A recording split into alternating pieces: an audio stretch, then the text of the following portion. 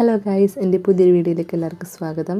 ഇന്ന് ഞാൻ വന്നിട്ടുള്ളത് ചിക്കൻ പാർട്സിൻ്റെ റോസ്റ്റായിട്ടാണ്. ചിക്കൻ പാർട്സ് എന്ന് പറയുമ്പോൾ നമ്മുടെ വട്ടും കരളും, അപ്പോൾ അതിൻ്റെ റോസ്റ്റാണ് നമ്മുടെ ഇന്നത്തെ വീഡിയോ. നല്ല സൂപ്പർ ടേസ്റ്റി ആയിട്ടുള്ള നല്ല പുട്ടിൻ്റെ കൂടെയോ അല്ലെങ്കിൽ ചോറിൻ്റെ കൂടെ തന്നെ നല്ല ടേസ്റ്റി ആയിട്ടുള്ളൊരു വട്ടും കരൾ റോസ്റ്റാണ് ഇന്നത്തേത്. അപ്പോൾ അതെങ്ങനെ തയ്യാറാക്കേണ്ടതെന്ന് നോക്കാം. ഇന്നത്തെ ഈ റോസ്റ്റ് തയ്യാറാക്കുന്നത് തേങ്ങ വറുത്തരച്ചിട്ടാണ്. അപ്പോൾ ഞാൻ ഓൾറെഡി ഇത് വറുത്ത് വെച്ചിട്ടുണ്ടായിരുന്നു. അത്രയും ഡീറ്റെയിൽ ആയിട്ട് പോകണില്ല എന്ന് വിചാരിച്ചിട്ടാണ് ഞാനത് കാണിക്കാത്തത്. അതിൻ്റെ റെസിപ്പി എങ്ങനെയാണെന്ന് ഞാൻ പറഞ്ഞുതരാം. ഒരു മുറി തേങ്ങ ചിരണ്ടിയതിലേക്ക് 2 ടേബിൾ സ്പൂണോളം കുരുമുളകും, കുറച്ച് വേപ്പില, 2 പട്ട, 2 തക്കോലം, 2-3 ഏലക്കായ, ഇത്രയുമാണ് നമ്മളിതിലേക്ക് ചേർക്കുന്ന മസാല എന്ന് പറയുന്നത്. അപ്പോൾ അത് നല്ലപോലെ വറുത്ത് മാറ്റി വെക്കുക. ഇനി നമുക്കൊരു കുക്കറിലേക്ക് കഴുകി വൃത്തിയാക്കി വെച്ചിട്ടുള്ള ചിക്കൻ പാർട്സ് ചെറിയ പീസായിട്ട് കട്ട് ചെയ്ത് വെക്കുക. അതിലേക്ക് കുറച്ച് വേപ്പില, പിന്നെ ആവശ്യത്തിന്, അതായത് ഒരു 1/4 ടീസ്പൂണോളം മഞ്ഞൾപ്പൊടി, 1/4 ടീസ്പൂൺ ഗരം മസാല, ഇതിനാവശ്യമുള്ള ഉപ്പ്. ഇതിൽ ഏകദേശം 1 ടീസ്പൂണോളം ഉപ്പാണ് നമ്മൾ ഇട്ടിട്ടുള്ളത്. ഇത് മൂന്നും കൂടി നല്ലപോലെ മിക്സ് ചെയ്ത് ഒരു 5-10 മിനിറ്റോളം ഇങ്ങനെ തന്നെ വെക്കുക. ഇനി ഇതിലേക്ക് നമ്മൾ കുറച്ച് മുളക് പൊടി ഇടുന്നുണ്ട്. മുളക് പൊടി എന്ന് പറയുമ്പോൾ കാശ്മീരി ചില്ലിയാണ് ഇടുന്നത്. ഇതിൻ്റെ എരിവെന്ന് പറയുന്നത് കുരുമുളകിൻ്റെ എരിവാണ് നമ്മൾ കൂടുതലായിട്ട് ഇതിലേക്ക് ഉപയോഗിക്കുന്നത്. അതുകൊണ്ട് മുളക് പൊടിയുടെ എരിവ് ആവശ്യമില്ല. നമുക്ക് കുറച്ച് കളർ കിട്ടാൻ വേണ്ടിയിട്ടാണ് ഇതിലേക്ക് കാശ്മീരി ചില്ലി ഇട്ട് കൊടുത്തിട്ടുള്ളത്. ഇതെല്ലാം കൂടി മിക്സ് ചെയ്തിട്ട് ഒരു 10 മിനിറ്റോളം നമുക്ക് ഇങ്ങനെ തന്നെ കുക്കറിൽ വെക്കാം. അതിനുശേഷം നമുക്ക് വേവിച്ചെടുക്കാം. ഇനി നമ്മുടെ ഗ്രേവിക്ക് വേണ്ടിയിട്ടുള്ള കാര്യങ്ങളാണ്. അതായത് ഒരു ഫുൾ വെളുത്തുള്ളി, 2 കഷ്ണം ഇഞ്ചി, 5 പച്ചമുളക്. എരിവൊക്കെ നിങ്ങളുടെ ഇഷ്ടത്തിനനുസരിച്ച് പച്ചമുളകിൻ്റെ അളവ് കൂട്ടിക്കൊടുക്കാം. ഇവിടെ ഇപ്പോൾ ഈ ഒരു അളവാണ് എടുക്കുന്നത്. ഈ 3 ഐറ്റം കൂടി നമുക്ക് മിക്സിയുടെ ജാറിലിട്ടൊന്ന് ക്രഷ് ചെയ്തെടുക്കണം.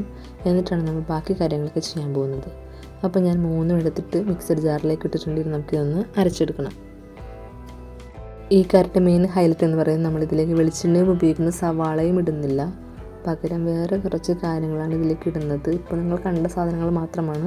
അപ്പം നമ്മൾ ഇതിലേക്ക് കുക്കറിൽ വേവിച്ച് വെച്ചിട്ടുള്ള ആ വട്ടും കരളിൻ്റെയും നെയ്യാണ് ഇതിലേക്ക് ഒഴിക്കുന്നത്. അപ്പോൾ അത് വെന്ത് വരുമ്പോഴേക്ക് ഓൾറെഡി അതിലത്തെ നെയ്യൊക്കെ ഉരുകി വന്നിട്ടുണ്ടാവില്ല. അപ്പോൾ ആ നെയ്യിലാണ് നമ്മുടെ ബാക്കി കാര്യങ്ങളൊക്കെ നമ്മൾ വേവിച്ചെടുക്കുന്നത്.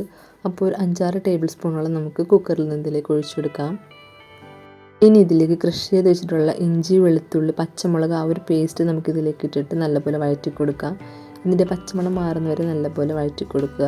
അടിക്കൊന്നും പിടിക്കാണ്ട് നോക്കണം. ഇഞ്ചിയും വെളുത്തുള്ളിയൊക്കെ ഇതേപോലെ പേസ്റ്റ് രൂപത്തിലാക്കി കഴിഞ്ഞാൽ വെളിച്ചെണ്ണയുടെ, അതായത് ചട്ടയുടെ അടി പിടിക്കാൻ ചാൻസ് ഉണ്ട്. അപ്പോൾ അതില്ലാണ്ടിരിക്കാൻ വേണ്ടി നല്ലപോലെ ഇളക്കി കൊടുക്കാം.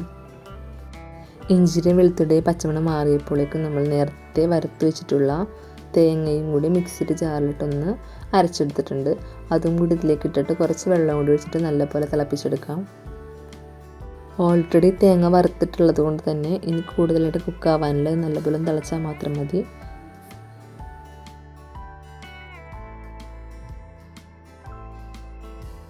അങ്ങനെ നമ്മുടെ ഈ ഒരു പേസ്റ്റ് നല്ലപോലെ തിളച്ച് വന്നിട്ടുണ്ടെങ്കിൽ ഇതിലേക്ക് കുക്കറിൽ വേവിച്ച് വെച്ചിട്ടുള്ള ചിക്കൻ പാർട്സും കൂടി ഇട്ട് നല്ലപോലെ തിളപ്പിച്ചെടുക്കാം. നിങ്ങൾക്ക് ഈ സമയത്ത്, അതായത് വെള്ളം കൂടുതലാണെന്നുണ്ടെങ്കിൽ ഇതിൻ്റെ ആ ഒരു വെള്ളം മാറ്റി വെക്കാം. അതല്ലെങ്കിൽ കുറേ നേരം ഇട്ട് തിളപ്പിച്ച് നമ്മുടെ സമയം പോകും. അപ്പോൾ വേണമെന്നുണ്ടെങ്കിൽ ഈ സമയത്ത് ചിക്കൻ്റെ ആ ഒരു വെള്ളം നമുക്ക് കുറച്ച് മാറ്റി വെക്കാം. ഈ ഒരു സാധനം നമ്മൾ വേറെ എന്തെങ്കിലുമൊക്കെ സോയാബീനൊക്കെ കറി വെക്കുമ്പോൾ ആ ഒരു നെയ്യൊക്കെ ഇടണമെങ്കിൽ കുറച്ചും കൂടി ടേസ്റ്റ് ഉണ്ടാകും സോയാബീന്. അപ്പോൾ അങ്ങനെ ചെയ്യണമെന്നുള്ളവർക്ക് ഓപ്ഷനായിട്ട് അങ്ങനെ മാറ്റി വെക്കാം. അതല്ല ഈ ഒരു ചാറ് കുഴപ്പമില്ല എന്നുണ്ടെങ്കിൽ നമുക്കത് അങ്ങനെ തന്നെ കംപ്ലീറ്റ് ആയിട്ട് യൂസ് ചെയ്യാൻ പറ്റും. നമുക്ക് ഫ്ലെയിം ഹൈയിലിട്ടിട്ട് ഈ ചാറൊന്ന് പറ്റിച്ചെടുക്കണം. അങ്ങനെ ഒരു 5-10 മിനിറ്റിന് ശേഷം ചട്ടി തുറന്ന് നോക്കിയപ്പോഴേക്കും കുറച്ച് പറ്റിയിട്ടുണ്ട്. നമുക്കിനി ഒന്നും കൂടി ഇത് അടച്ച് വെച്ചിട്ട് ഒന്നും കൂടി ആ ഒരു ചാറ് പറ്റിച്ചെടുക്കാം.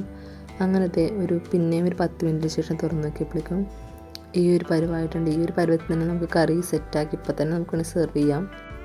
ഇനി നമുക്കിതിൻ്റെ ടേസ്റ്റ് ഒന്ന് നോക്കാം. ഉപ്പ് കുറവാണെങ്കിൽ ഉപ്പ് ചേർത്ത് കൊടുക്കാം. അതല്ല മസാല കുറവാണെങ്കിൽ അതെല്ലാം ഈ സമയത്ത് ചേർത്ത് കൊടുക്കാവുന്നതാണ്. കുറച്ചും കൂടി എരിവ് വേണമെന്നുണ്ടെങ്കിൽ കുറച്ച് കുരുമുളക് പൊടിയും ഈ സമയത്ത് ചേർത്ത് കൊടുക്കാം. അപ്പോൾ നമ്മുടെ കറി ഇനി സെർവ് ചെയ്യാനായിട്ട് റെഡി ആയിരിക്കുന്നതാണ്. പിന്നെ ഒരു കാര്യമുണ്ട്, ഇത് ഞാൻ ഓപ്ഷണലായിട്ട് ചെയ്യുന്നൊരു കാര്യമാണ്. അതെന്താണെന്ന് വെച്ച് കഴിഞ്ഞാൽ കുറച്ച് കടുക് പൊട്ടിച്ചിടുന്നുണ്ട്. കാരണം എനിക്ക് കുറച്ച് കടുകും വേപ്പിലയും അതൊക്കെ ഇങ്ങനെ പുറത്തിങ്ങനെ പൊന്തി നിൽക്കുന്നത് കാണാൻ ഭയങ്കര ഇഷ്ടമാണ്. അപ്പോൾ അതുകൊണ്ട് ഞാൻ കുറച്ച് കടുകും വേപ്പിലയും പിന്നെ ചെറിയ ഉള്ളി കുറച്ച് എരിഞ്ഞിരുന്ന് വെച്ചിട്ടുണ്ടായിരുന്നു. അപ്പോൾ അതും കൂടി ഞാൻ പൊട്ടിച്ചിട്ടിട്ടുണ്ട്. ഇതെല്ലാം ഓപ്ഷനിലാണ്, നിങ്ങൾക്ക് വേണമെങ്കിൽ ചെയ്താൽ മതി. അപ്പോൾ അതും കൂടി ഇതിലേക്ക് ഇട്ടിട്ട് നല്ലപോലെ ഒന്ന് മിക്സ് ചെയ്തെടുക്കാം. അങ്ങനെ എൻ്റെ ഇന്നത്തെ കുക്കിംഗ് വീഡിയോ ഇവിടെ കഴിഞ്ഞിരിക്കുകയാണ്. നിങ്ങൾക്ക് ഈ വീഡിയോ ഇഷ്ടപ്പെടുമെന്ന് ഞാൻ വിചാരിക്കുന്നു. അപ്പോൾ ഈ വീഡിയോ ഇഷ്ടപ്പെട്ടാൽ ലൈക്ക് ചെയ്യാനും ഷെയർ ചെയ്യാനും സബ്സ്ക്രൈബ് ചെയ്യാനും മറക്കരുത്. അപ്പോൾ അടുത്ത വീഡിയോയിൽ കാണുന്നതായിരിക്കും. ടാറ്റാ.